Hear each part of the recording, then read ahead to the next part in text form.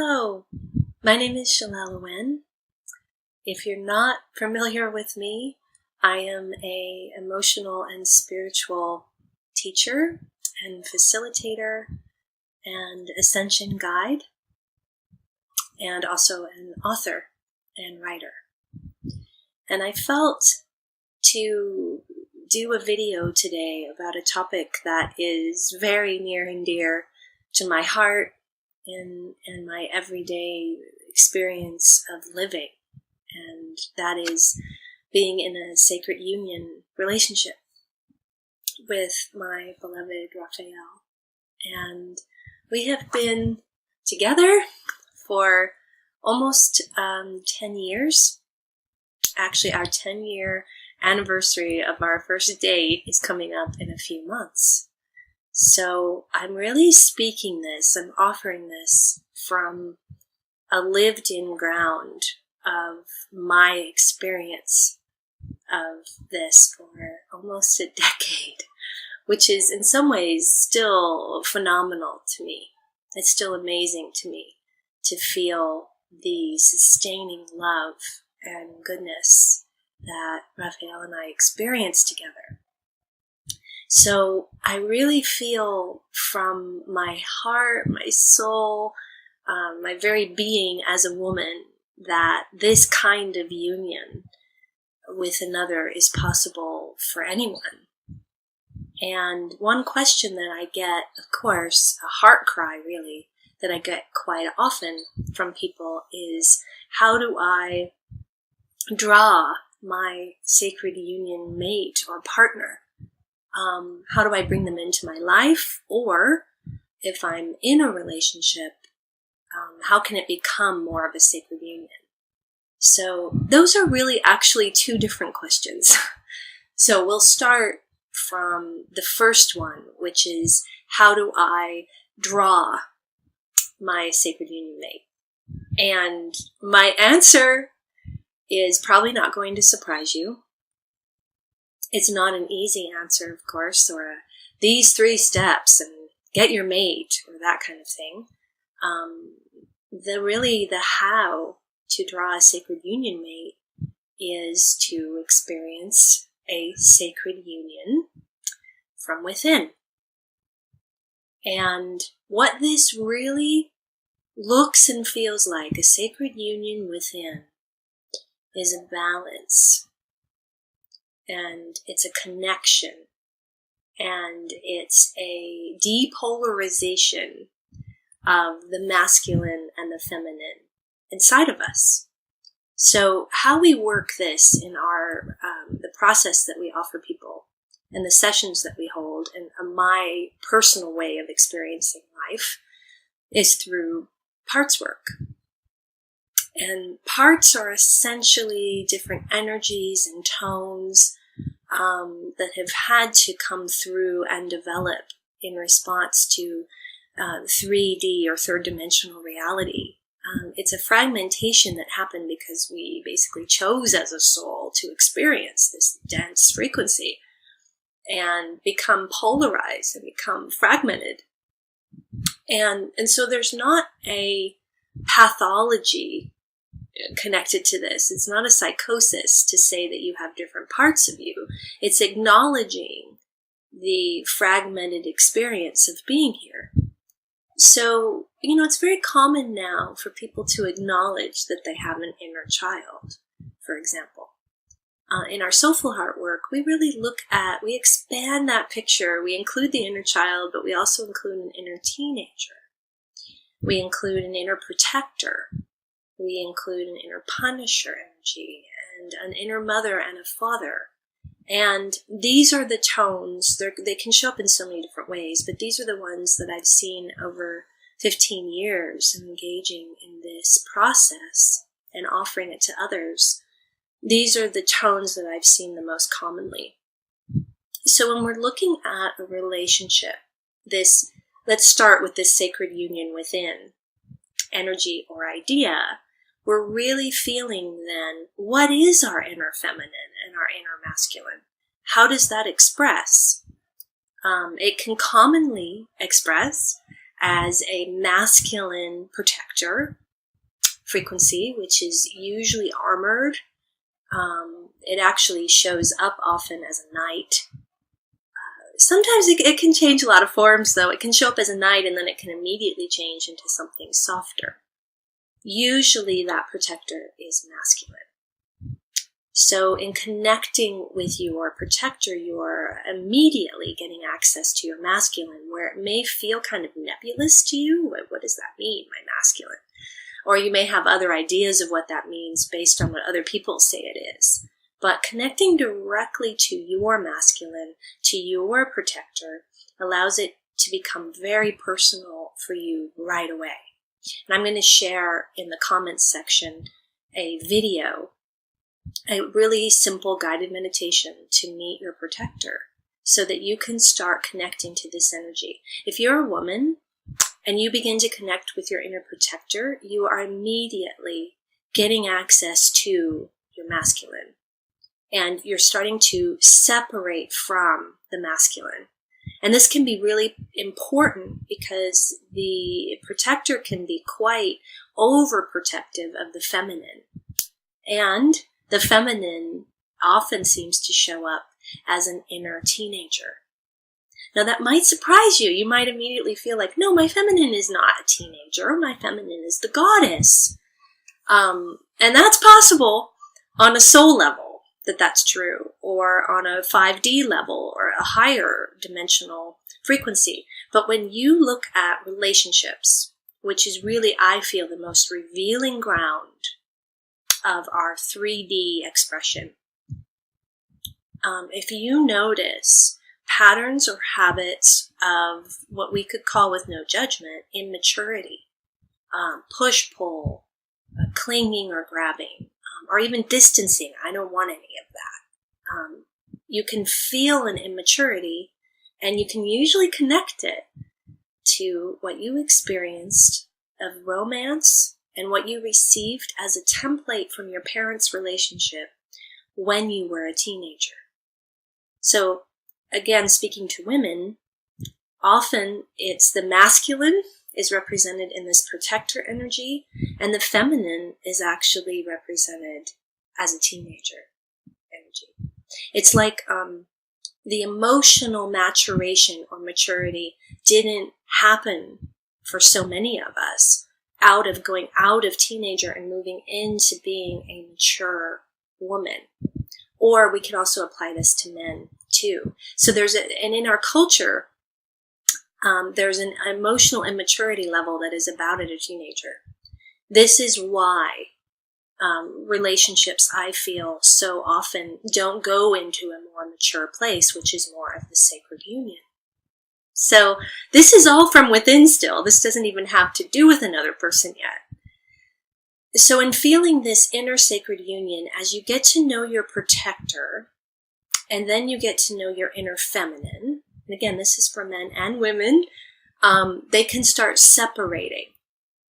As they separate, then you can get a real sense of the templating that you received about what feminine is and what masculine is. And again, this usually came from our parents. They were our primary templates.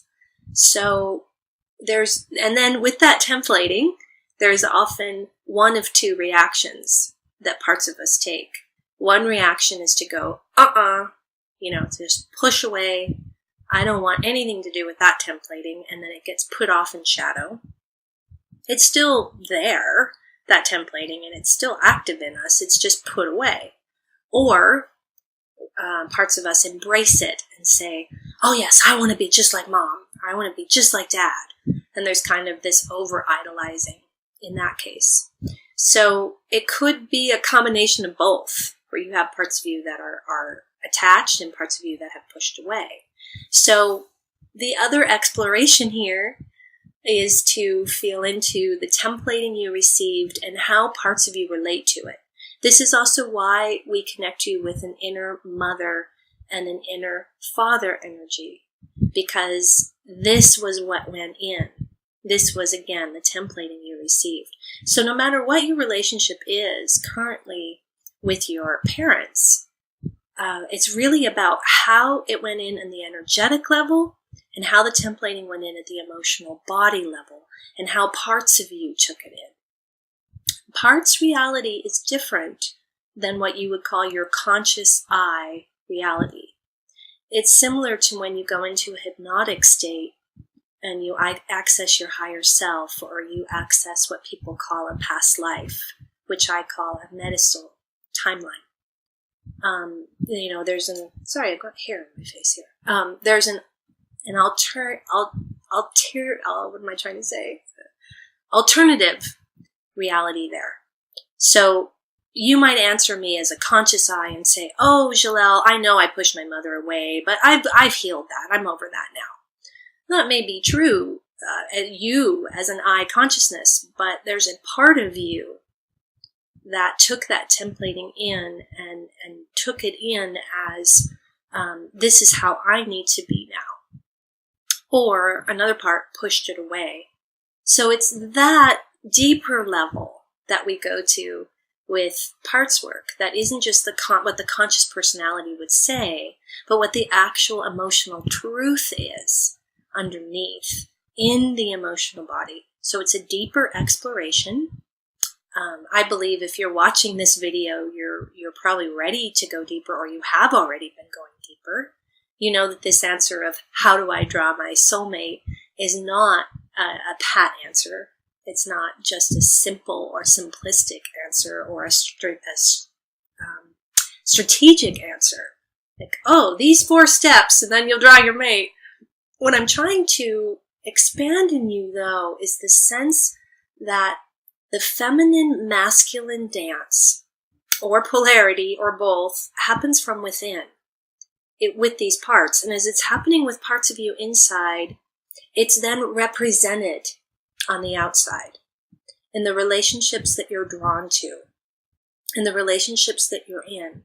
And this, again, can take a couple different forms. So if you seem to be drawn to relationships, or even in a relationship with a partner that is polarized towards you, meaning not very resonant, and there's not a deep ground between you, and there's no longer sexuality and those kinds of things, and there just isn't this soul awakening and connection between you, then you can actually look inside and find that represented in here, because it will be. You wouldn't be drawn to it on the outside if it wasn't happening in here.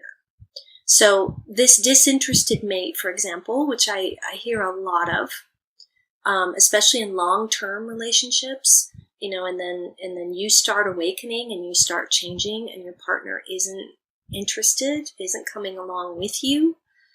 There is a part of you, most likely if it's a woman, there's a masculine inside of you that is disinterested in your spirituality as well.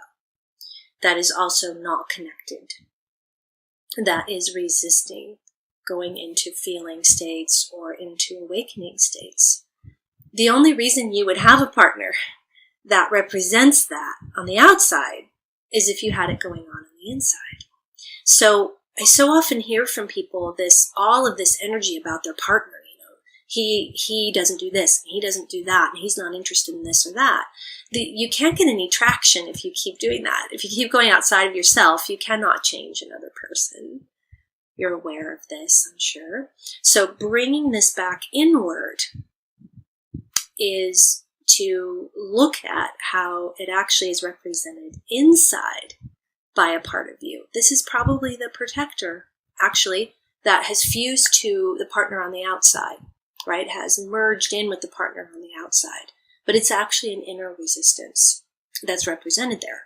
So again, connecting with this male energy inside of you, or in the case of a man, a woman perhaps that isn't resonant, you can then negotiate that polarity inside of you, that resistance inside of you. You can begin to connect to that energy and it starts to move and shift. And also, you become often less interested then in the non-resonant relationship. There's just no ground anymore. There's no connection on the outside in this dissonance, because there's no longer happening on the inside. So this is a big piece of how to draw your sacred union mate, is to move out of unions and out of relationships that are anything less than that. So that's a lot to take in. You have to let go of what isn't what you want in order to let in what is. And even if that what you want isn't that clear right now, I'm not clear that I want a sacred union relationship, that's fine on the outside, but wanting one on the inside, wanting to experience your masculine and your feminine in balance, in union, in coordination with each other, is an aspect of self-love. And wanting that is where growth comes from. Wanting self-love is also an aspect of what we're being invited into during ascension. So being open to that, if I stay in this relationship that's actually representing a polarized frequency inside of me, if I stay here, this is going to continue. It doesn't matter if he changes or not, or if your partner changes or not. There's still something representing inside if you haven't changed it in here. So you're still going to stay in this same place together. Right? So letting go of that relationship that is less than is a key aspect. And letting go of it comes again from an inner negotiation with the parts that are attached to it and why they are. So whatever your, again, I-conscious personality would say about your relationship, it's really more interesting what parts of you would say about it. An exploration of that is, how does my mate represent my father? How is he like my father? How is he like my mother? How is he not like my father? How is he not like my mother? Again, not being about the mate so much as it is about inside. So again, what templating did you receive about relationships? So not just before I said about what it means to be a woman or what it means to be a man, but you also received what I call an usness templating. You also received a templating about relationships and what they are. And you received that from the primary relationship that was in your life, and that is your parents. So what was their relationship like? How were they with each other? How was your father with your mother? How was your mother with your father? Or if you didn't have a mother-father templating, how did that impact you? So there's a cultural piece that can bypass that, yet the birth family templating, but it really is quite extraordinary how much it goes in, because it's meant to go in.